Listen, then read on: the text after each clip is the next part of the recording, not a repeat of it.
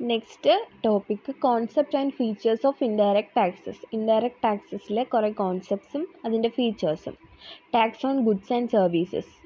Indirect tax എന്ന് പറയുന്നത് നമ്മൾ ലെവി ചെയ്യുന്നത് ഒന്നീ ഗുഡ്സിൻ്റെ സപ്ലൈ ടൈമിൽ, അല്ലെങ്കിൽ അതിൻ്റെ മാനുഫാക്ചർ ടൈമിൽ, അല്ലെങ്കിൽ അത് പർച്ചേസ് ചെയ്യുന്ന ടൈമിൽ, അല്ലെങ്കിൽ അതിൻ്റെ സെയിലിൻ്റെ ടൈമിൽ, അല്ലെങ്കിൽ ഇമ്പോർട്ടിൻ്റെ ടൈമിൽ, അല്ലെങ്കിൽ എക്സ്പോർട്ടിൻ്റെ ടൈമിൽ.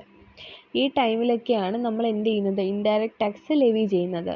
ഫർദർ അത് എന്തിലും ലെവി ചെയ്യുന്നു, സപ്ലൈയുടെ മുകളിലാണ് നമ്മൾ ലെവി ചെയ്യുന്നത്. So tax on goods and services, അതായത് GST ആണ് ഇൻഡയറക്റ്റ് ടാക്സസിൽ വരുന്ന. GSTനെ കുറിച്ചാണ് ഇവിടെ ഉദ്ദേശിച്ചിട്ടുള്ളത്. പിന്നെ ഇമ്പോർട്ട് എക്സ്പോർട്ടിൻ്റെ കേസിൽ കസ്റ്റംസ് ഡ്യൂട്ടി വരും. പിന്നെ മാനുഫാക്ചറിൻ്റെയൊക്കെ കേസിൽ സെൻട്രൽ എക്സൈസ് ഡ്യൂട്ടി, അങ്ങനെ മുന്നേ ഉള്ള കുറേ ടാക്സ് റെജിംസ് ഉണ്ട്. അത് നമുക്ക് ലേറ്റർ ഡിസ്കസ് ചെയ്യാം. നെക്സ്റ്റ് പറയുന്നത് ബേർഡൻ, അതായത് ടാക്സിൻ്റെ ബേർഡൻ. ടാക്സ് എന്ന് പറയുന്നത് ഇവിടെ ഇൻഡയറക്റ്റ് ടാക്സ്, നമ്മളിപ്പോൾ പഠിക്കുന്ന ഇൻഡയറക്റ്റ് ടാക്സ് ആണ്.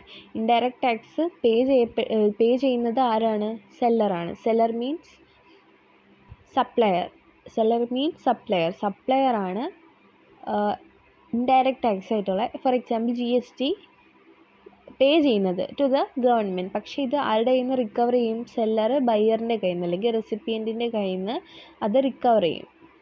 സോ നമുക്ക് എന്തെന്ന് പറയാം, ഇൻഡയറക്റ്റ് ടാക്സിൻ്റെ ബേർഡൻ സെല്ലറിൽ നിന്ന് ബയ്യറിലേക്ക് ഷിഫ്റ്റ് ചെയ്യപ്പെടുന്നു. അൾട്ടിമേറ്റ്ലി ആ ഒരു ഗുഡ്സിൻ്റെയോ സർവീസിൻ്റെയോ മുകളിലുള്ള ടാക്സിൻ്റെ ബേർഡൻ ആരാണ് ബെയർ ചെയ്യുന്നത്? കൺസ്യൂമറാണ്. അൾട്ടിമേറ്റ് കൺസ്യൂമറാണ് അത് ബെയർ ചെയ്യുന്നത്. ഇൻഫ്ലേഷണറി ഇൻ നേച്ചർ, ഗുഡ്സിൻ്റെയും സർവീസസിൻ്റെയും കോസ്റ്റ് ഇൻഡയറക്റ്റ് ടാക്സ് ലെവി ചെയ്യുന്നത് അനുസരിച്ച് ഇൻക്രീസ് ആവുന്നു.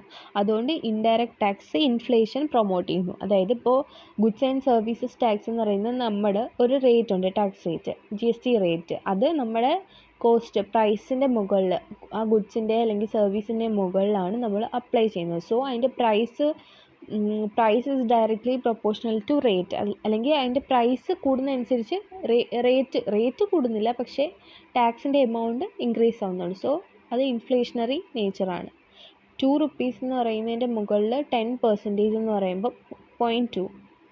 അതേസമയം 2 എന്നുള്ള പ്രൈസ് 5 ആയിട്ട് ഇൻക്രീസ് ചെയ്തു. 3 rupees കൂടെ കൂടിയാൽ നമ്മൾ ആ 5ൻ്റെ മുകളിൽ വേണം ടാക്സ് റേറ്റ് അപ്ലൈ ചെയ്യാൻ. 10%, അപ്പോൾ 0.5 ആയിരിക്കും നമ്മൾ പേ ചെയ്യേണ്ടി വരുന്ന tax.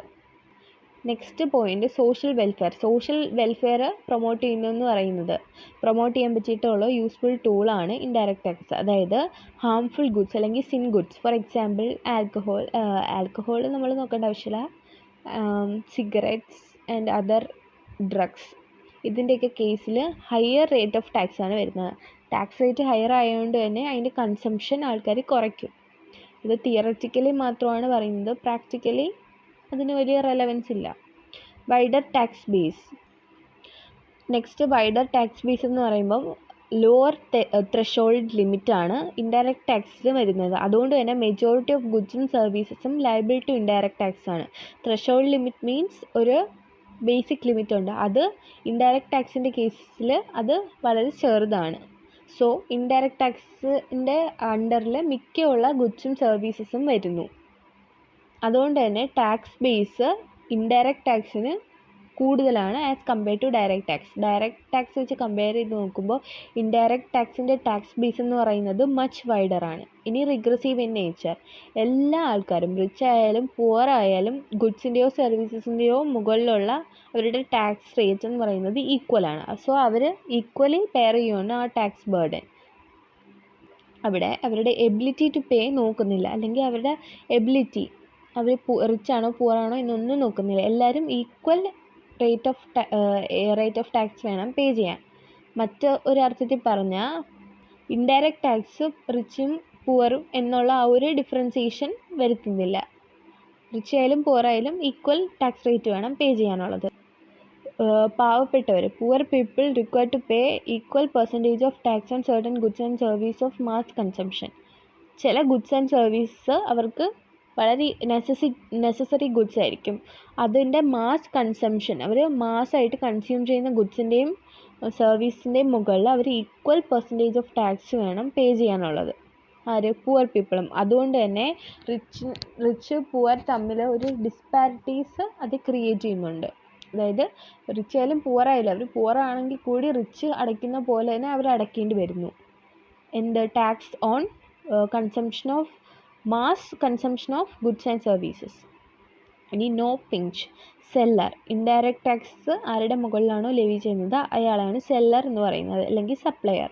സപ്ലയറിന് direct pinch of tax വരുന്നില്ല, കാരണം അയാൾ ബയറിൻ്റെ കയ്യിൽ നിന്നാണ് അത് റിക്കവർ ചെയ്യുന്നുണ്ട്. അങ്ങനെ റിക്കവർ ചെയ്ത മണിയാണ് അയാൾ ഗവൺമെൻറ്റിലേക്ക് പേ ചെയ്യുന്നത്. മറ്റൊരു അർത്ഥത്തിൽ പറഞ്ഞാൽ ഈ സെല്ലർ ബയ്യറിൻ്റെ കയ്യിൽ നിന്ന് വാങ്ങുന്ന പൈസയിൽ എന്തും ഇൻക്ലൂഡഡ് ആണ്. GST നമ്മളിപ്പോൾ പ്രൈസ് എടുത്ത് നോക്കിയാൽ MRP എടുത്ത് നോക്കിയാൽ ഇൻക്ലൂസീവ് ഓഫ് ടാക്സ് എന്നാണ്. അവിടെ ഉദ്ദേശിക്കുന്ന ടാക്സ് ഇൻഡയറക്റ്റ് ടാക്സ് അല്ലെങ്കിൽ GST ആണ്. സോ ഗുഡ്സിൻ്റെ പ്രൈസസിൽ എന്ത് ഇൻബിൽട്ടാണ്? ടാക്സ് ഇൻബിൽട്ടാണ്. അതുകൊണ്ട് തന്നെ അൾട്ടിമേറ്റ് പെയർ അല്ലെങ്കിൽ buyer even without knowing that he is paying to the government അത് പേ ചെയ്യുന്നുണ്ട്. അദ്ദേഹം ചിലപ്പോൾ അറിയുന്ന പോലും ഉണ്ടാവില്ല GST അയാൾ പേ ചെയ്യുന്നുണ്ട് ഗവൺമെൻറ്റിലേക്കെന്ന്. കാരണം ആ പ്രൈസിൽ തന്നെ എന്ത് ഇൻക്ലൂഡഡ് ആണ്? ഇൻഡയറക്റ്റ് ടാക്സ് ആയിട്ടുള്ള GST ഇൻക്ലൂഡഡ് ആണ്. സോ ആ ഒരു GST എമൗണ്ട് ആരുടെ കയ്യിൽ നിന്ന് കളക്ട് ചെയ്യുന്നുണ്ട്? ബയ്യറിൻ്റെ കയ്യിൽ നിന്ന് സെല്ലർ കളക്ട് ചെയ്ത് ഗവൺമെൻറ്റിലേക്ക് പേ ചെയ്യുന്നുണ്ട്. സോ അദ്ദേഹത്തിൻ്റെ മുകളിൽ ഡയറക്റ്റ് പിഞ്ചില്ല. സോ ഇതൊക്കെയാണ് concept and features of indirect taxes.